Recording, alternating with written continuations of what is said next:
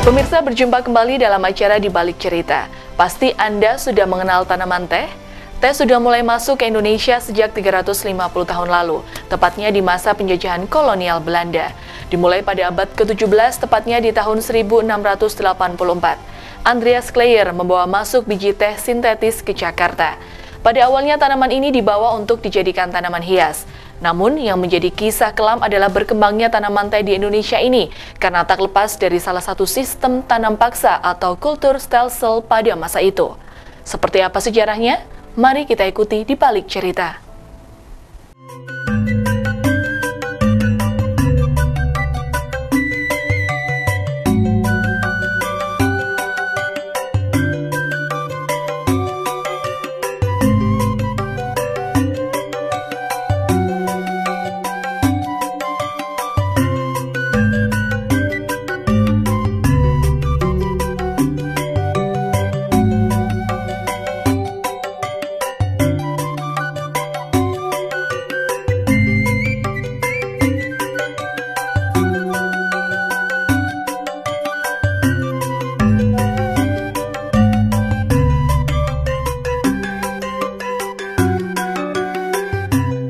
Tanaman penghasil teh atau Camellia sinensis pertama kali masuk ke Indonesia tahun 1684. Berupa biji teh dari Jepang yang dibawa oleh seorang berkebangsaan Jerman bernama Andreas Kleyer dan ditanam sebagai tanaman hias di Batavia. Pada abad ke-18 mulai berdiri pabrik-pabrik pengolahan atau pengemasan teh yang didukung VOC. Setelah berakhirnya pemerintahan Inggris di Nusantara, pemerintah Hindia Belanda mendirikan kebun botani di tahun 1817. Karena percobaan ini dianggap berhasil, mulailah dibangun perkebunan skala besar yang dipelopori oleh Jacobus Isidorus Lodewijk Levias Jacobus, seorang ahli teh pada tahun 1828 di Jawa. Ini terjadi pada masa pemerintahan Gubernur Jenderal Van den Bosch.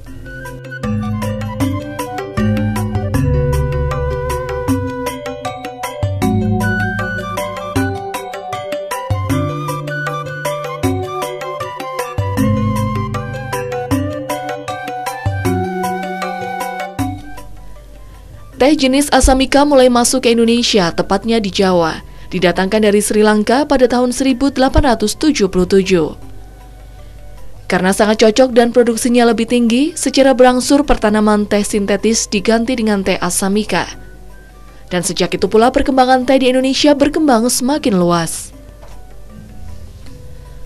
Pada tahun 1910 mulailah dibangun perkebunan teh pertama di luar Jawa, yaitu di daerah Simalungun, Sumatera Utara. Pemirsa, teh pun menjadi salah satu tanaman yang wajib ditanam oleh rakyat melalui politik kultur stelsel pada tahun 1830.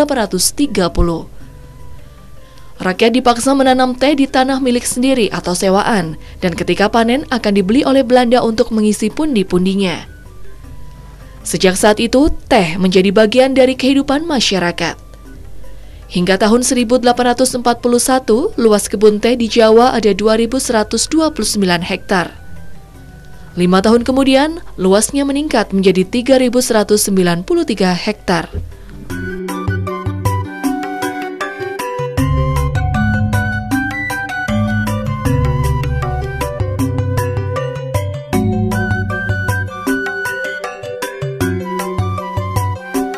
Masa tanam paksa ini berakhir tahun 1870 setelah pemerintah kolonial Belanda menerapkan kebijakan liberalisasi ekonomi dengan berlakunya Undang-Undang Agraria.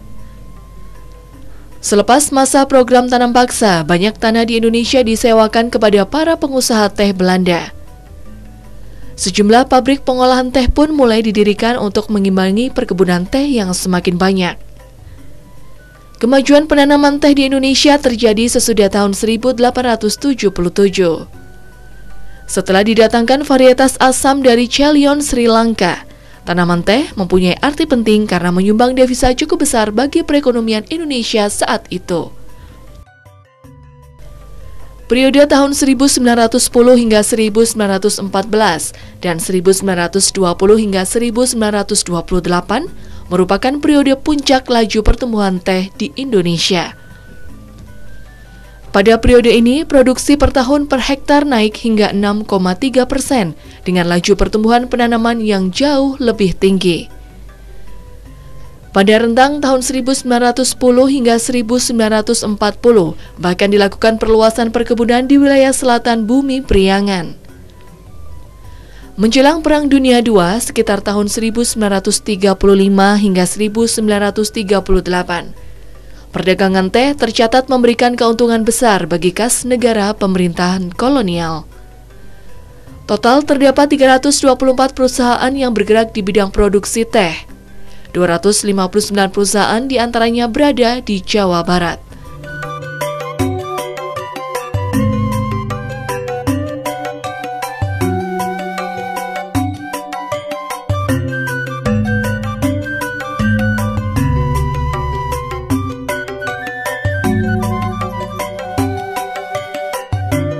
Pemirsa, sistem tanam paksa adalah peraturan yang dikeluarkan oleh Gubernur Jenderal Johannes van den Bos pada tahun 1830 yang mewajibkan dan memaksa rakyat juga petani untuk menanam teh di pekarangan rumahnya. Hasil tanaman ini akan dijual kepada pemerintah kolonial dengan harga yang sudah dipastikan dan hasil panen diserahkan kepada pemerintah kolonial. Hal inilah yang sangat memberatkan rakyat pada masa itu. Sesaat lagi Di Balik Cerita akan kembali. Masih bersama kami dalam Di Balik Cerita. Jika kita berbicara kebun teh, pasti kita langsung teringat ke kebun teh Wonosari. Kebun teh yang terletak di kaki Gunung Arjuna ini memiliki sejarah panjang yang tak terlepas dari cerita penindasan pada masa kolonial Belanda. Mulai dibudidayakan sejak tahun 1910 dengan luas lebih dari 1.000 hektar. Kebun teh Wonosari menawarkan pemandangan hijau tersendiri di kawasan lereng Gunung Arjuna.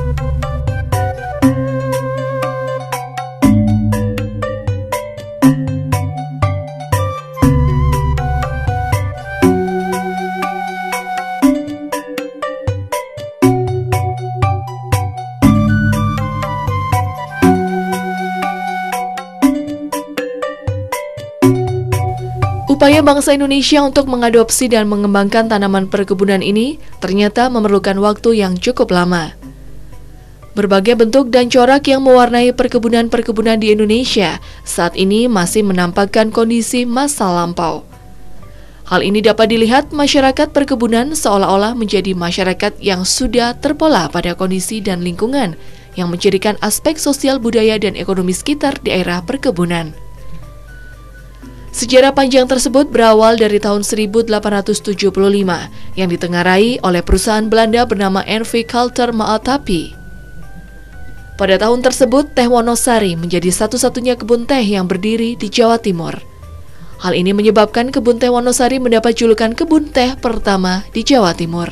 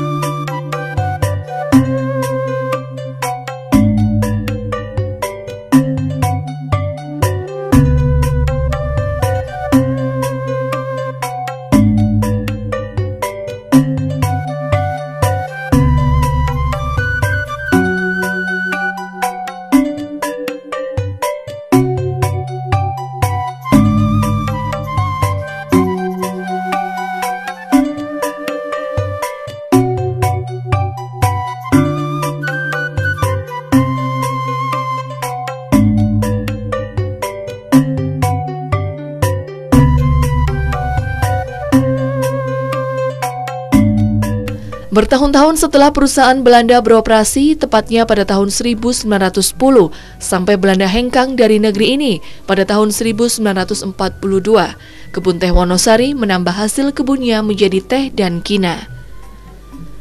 Setelah Belanda pergi meninggalkan Indonesia, maka datanglah Jepang yang memiliki misi swasembada pangan untuk masyarakat jajahannya.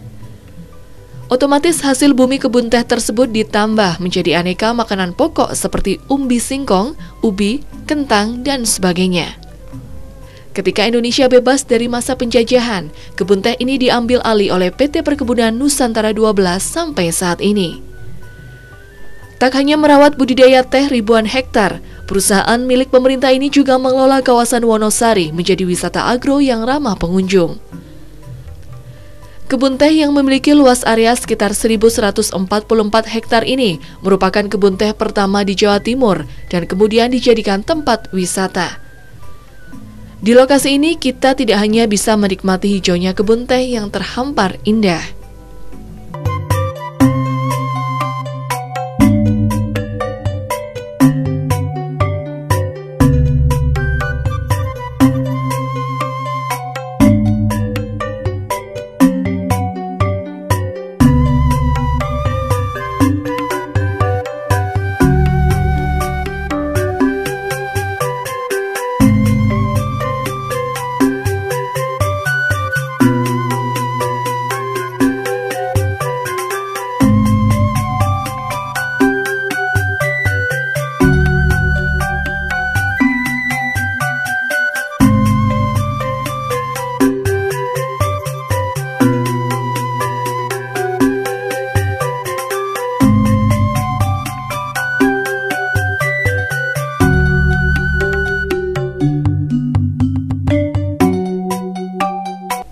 Luas kebun teh sekitar 526,72 hektar yang terletak di kaki lereng Gunung Arjuna dengan ketinggian 950 hingga 1.250 meter dari permukaan laut. Memiliki 4 unit kebun teh dengan seluas teh unggul. Lahan kebun teh mampu menghasilkan 2 ton teh per hektar. Keunggulannya memiliki rasa yang khas dibandingkan produk kebun teh lainnya di Indonesia. Saat musim kemarau, daun teh yang dihasilkan memiliki rasa yang khas, yakni agak sedikit pahit.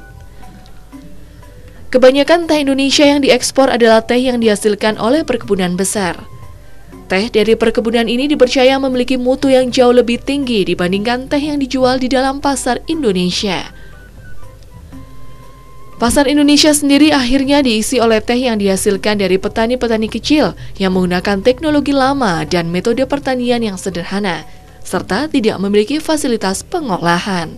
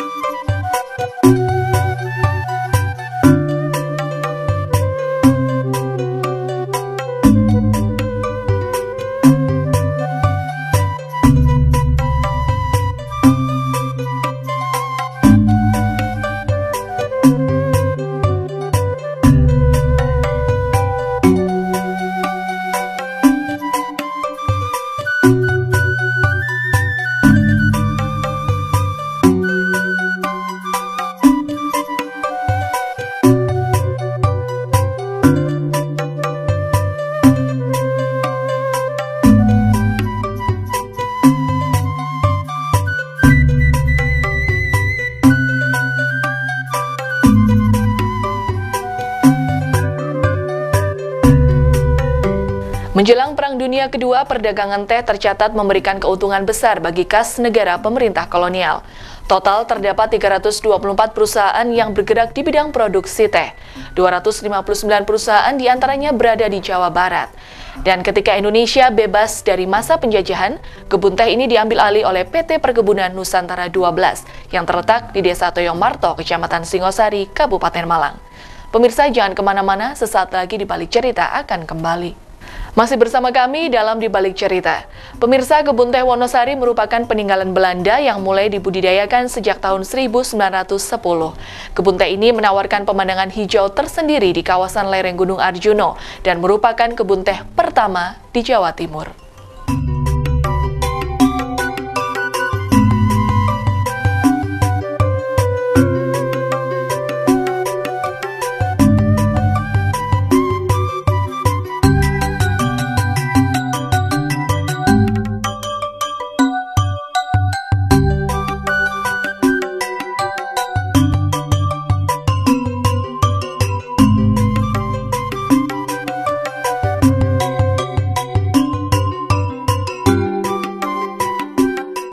Pemirsa, semua teh berasal dari tanaman Camellia sinensis. Namun cara panen dan pengolahan yang berbeda dapat menghasilkan bermacam-macam jenis teh. Camellia sinensis seringkali dicampur dengan tanaman lain untuk mendapat rasa yang berbeda. Teh diproduksi dari pucuk daun muda tanaman teh atau Camellia sinensis. Produk daun teh dapat menjadi berbeda satu sama lain karena melalui berbagai metode atau cara pengolahan yang berbeda. Saat daun teh kering tersebut diseduh dengan air panas, lalu muncul aroma dan rasa khas yang berbeda pula. Teh hitam merupakan daun teh yang paling banyak mengalami pemrosesan fermentasi, sehingga pengolahan teh hitam dapat dikatakan dilakukan dengan fermentasi penuh. Untuk teh hitam merupakan jenis teh yang paling banyak diproduksi di Indonesia, di mana Indonesia sendiri merupakan pengekspor teh hitam kelima terbesar di dunia.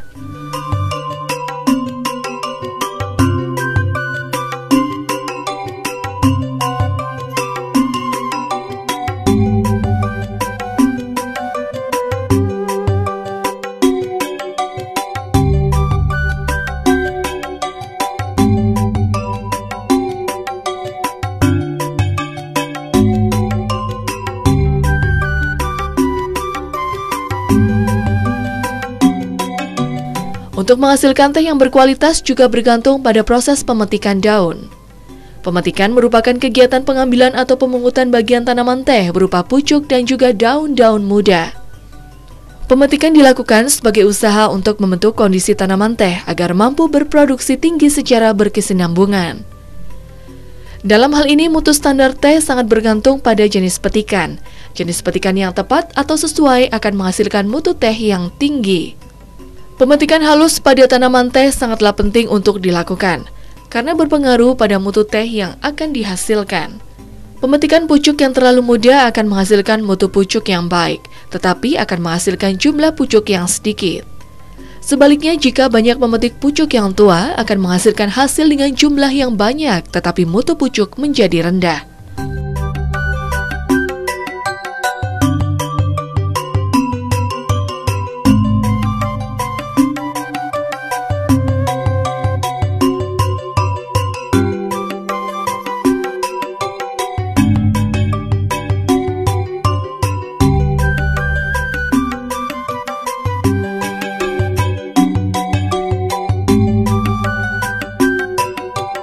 Proses berikutnya adalah pelayuan. Pelayuan perlu dilakukan untuk menghilangkan terbuangnya air dari daun dan meminimalkan oksidasi.